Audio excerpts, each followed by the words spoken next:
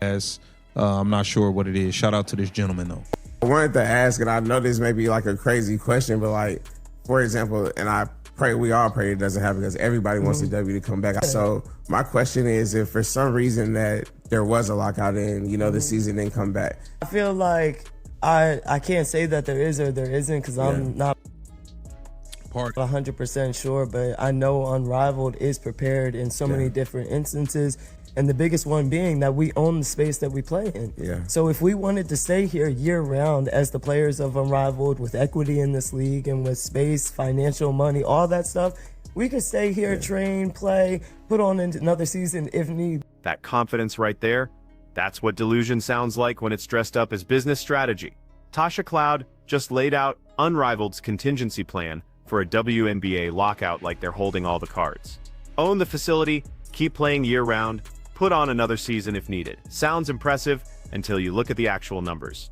Because here's what she's not telling you. 30,000 viewers. That's what Unrivaled pulled for Paige Bueckers' debut. For context, a mid-tier college game gets better ratings than that. So let's talk about what's really happening here. Because this disconnect between perception and reality is about to cost some people a lot of money. Yeah, but y'all can stay there, train and play, and ain't nobody gonna be watching y'all. That's the part that you're not realizing. Yes, y'all are getting some money from these investors who put in this money. Y'all not making money yet. All of this money that has come in is from investors, okay? Y'all can stay at Unrivaled for 2 years straight and play 3-on-3 all you want. Ain't nobody watching it.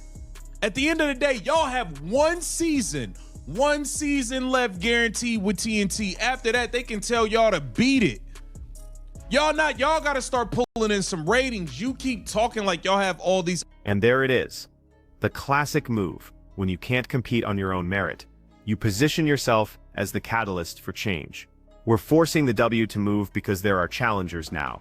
Except the WNBA hasn't responded to Unrivaled in weeks. Radio silence. You know why? Because they don't have to. They're not threatened. They're watching Unrivaled pull 30,000 viewers while WNBA games with Caitlin Clark are hitting 3.2 million. That's not a competition. That's not even the same sport from a business perspective. But here's where it gets interesting. Project B is about to launch, and they're not coming for the WNBA first. They're coming for Unrivaled spot options. Project B is only taking on 66 players, and it's not 66 WNBA players. They're taking on players from all throughout the world. Unrivaled can't survive. That's why Nafisa Collier's husband is talking about he's trying to partner up with the WNBA. Y'all can't survive the way it's going right now.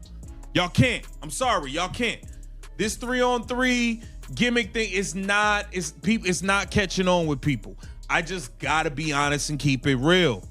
So the fact that you sitting here like y'all got all these options, this is delusion. This is the delusional stuff we talking about. That's a beautiful thing, and that's why I'm so appreciative to be a part of a league like Unrivaled. And you know, even people out there, I know it's a touchy topic of like Project. This is where the math stops working. Project B starts in November. Unrivaled starts in January. And we've already seen players choose Project B over returning to Unrivaled. Kelsey Mitchell, Alyssa Thomas, and they're not the only ones. These are established WNBA players, looking at both options and choosing the league that hasn't even tipped off yet. That should tell you something about how the players themselves view Unrivaled's sustainability. And Tasha's talking about Project B like it's just another competitor in the space. But here's the reality. Project B is run by tech investors who can absorb a failed venture and move on to the next investment. Unrivaled needs to succeed. There's a difference between playing with house money and betting your mortgage. But at the same time, I'm so happy these entities are coming out here because now you have to move because there are challengers to you. They are showing y'all. They haven't responded to y'all in weeks. They don't have to do nothing. Project B is taking over your slot with Unrivaled. Okay, so before they get to the W, Project B will eliminate Unrivaled before they get to the WNBA. You guys, they start in November. Y'all start in January. There's people that are not returning to Unrivaled because they are playing in Project B. Now let's address the elephant in the room. The WNBA doesn't have the sole entity of the best basketball players anymore. That part is true. But they have something more valuable. They have Caitlin Clark. And I'm not being hyperbolic here. I'm reading the data. Every metric that matters, ratings, attendance, merchandise sales, social media engagement, it all spikes when she plays.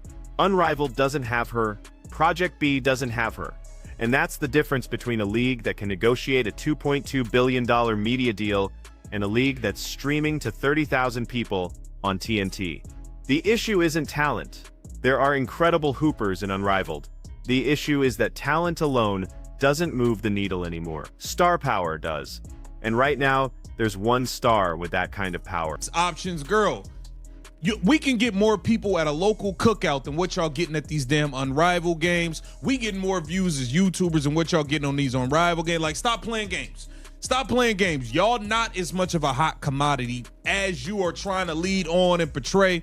The WNBA is looking to potentially buy back 16% of the stakes sold in 2022. You know, when Cathy Engelbert had to raise that $75 million for marketing and all types of other things this league needed to stay afloat.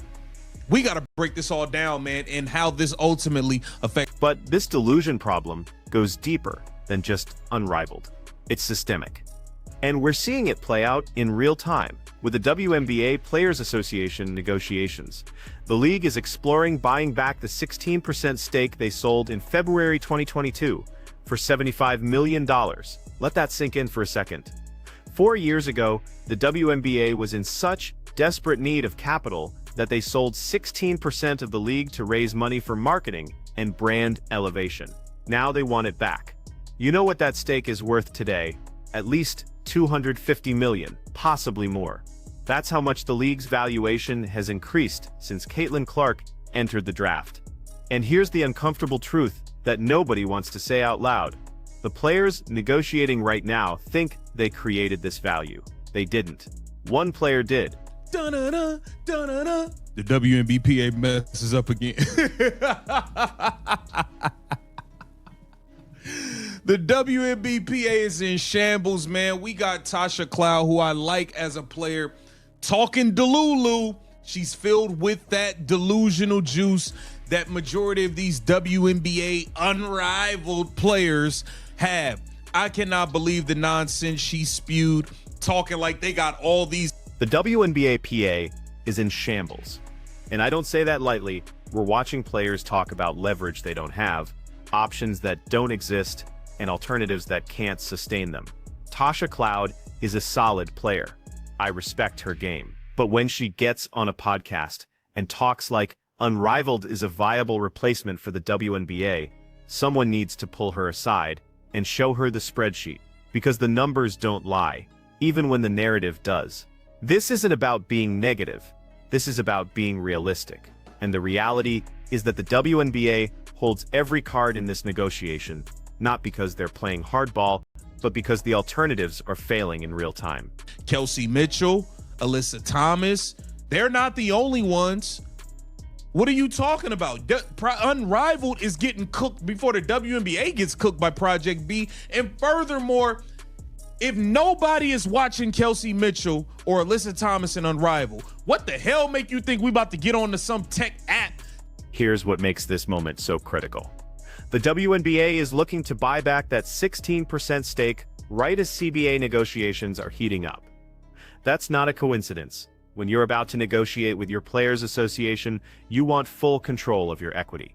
You don't want outside investors with their own agendas influencing decisions about revenue sharing, salary caps, or league expansion. The people who bought that stake in 2022, we're talking about WNBA owners, Nike, Condoleezza Rice. They're about to make 3 to 4 times their investment in just 4 years. That's an incredible return. But it also shows you how dramatically the league's business fundamentals have changed. And that change has a name. Roger Null, a Stanford economics professor, laid it out perfectly when he told Front Office Sports that the NBA has always viewed the WNBA as a sideline project. They never thought of it as a standalone business they were trying to maximize. It was a way to use arenas in the summer when they weren't being used.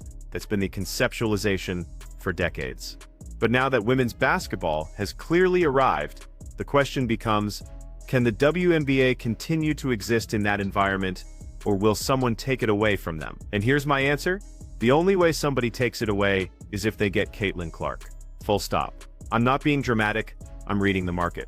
As long as the WNBA has Caitlin Clark, they're not just safe, they're dominant. The second somebody else gets her, whether that's through expansion, a new league, or some international venture, the WNBA's leverage evaporates overnight. Just like Unrivaled's leverage evaporated the moment she said no. This is why the WNBPA's negotiating position is so precarious. They're acting like they have options. They're acting like Project B and Unrivaled give them leverage. But those leagues need the players more than the players need those leagues. And neither of those leagues can offer what the WNBA offers: stability, infrastructure, media deals, and the gravitational pull of the one player who actually moves the ratings needle. Let's talk specifics. The WNBA just negotiated a media rights deal worth $2.2 billion over 11 years. That's $200 million per year.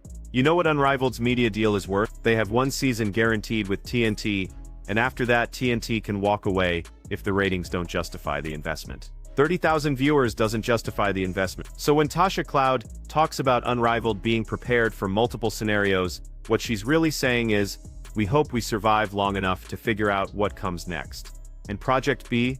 They're launching in November with 66 roster spots. Not 66 WNBA players, 66 players total from all over the world. So even if you're a WNBA player looking at Project B as an alternative, you're competing with international talent for limited spots. That's not leverage, that's desperation dressed up as opportunity. Here's what the WNBPA should be focused on: maximizing their share of the $2.2 billion media deal that already exists. Negotiating better revenue sharing with a league that's about to add 3 more expansion teams. Securing guaranteed contracts and improved benefits within a structure that's actually sustainable. Instead, some of them are out here talking about playing 3-on-3 basketball in Miami for 30,000 viewers, like that's a viable plan B. The cognitive dissonance is staggering, and it's not just hurting the players who are buying into it, it's hurting the entire negotiation process. Because when you walk into a CBA negotiation, acting like you have leverage, you don't have. The other side calls your bluff.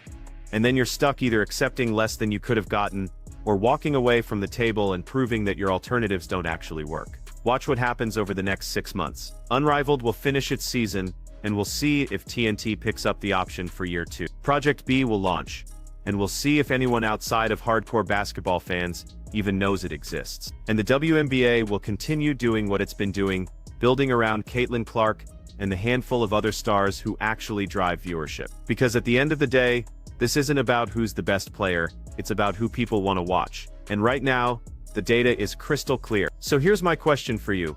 If you were negotiating the CBA for the WNBPA right now, would you be pointing to Unrivaled and Project B as leverage? Or would you be focusing on maximizing your cut of the $2.2 billion that's already on the table? Because those are 2 very different strategies, and only one of them is based in reality. Drop your take in the comments, and if you think I'm wrong about any of this, bring the receipts. Show me the numbers that say Unrivaled is sustainable without Caitlin Clark. Show me the ratings that say Project B is a threat to the WNBA. I'll wait. Hit that subscribe button, because this CBA negotiation is about to get messy, and we're going to break down every development as it happens.